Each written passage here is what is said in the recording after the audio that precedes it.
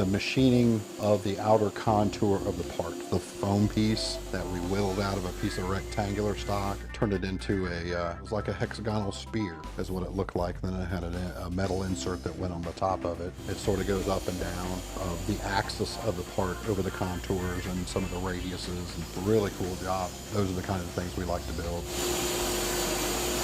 You know, it pushed our limits and our experience level on doing that work, but once we did it, it was very gratifying. You know, the customer loved the work when they got it. I mean, they were looking at it and saying, wow, you did a great job. Everything was in tolerance. We got it when we needed it. I like the way that came out. That's not everybody in town does that style of work.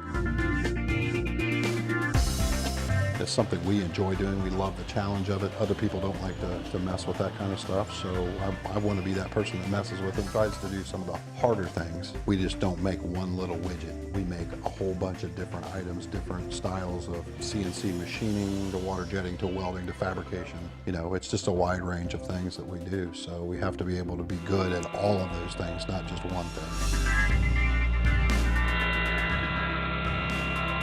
You know, if you get that niche application that you do, that you're good at, you know, it brings customers in the door and they say, wow, you know, he can do that. They do it very well. They're very efficient with it.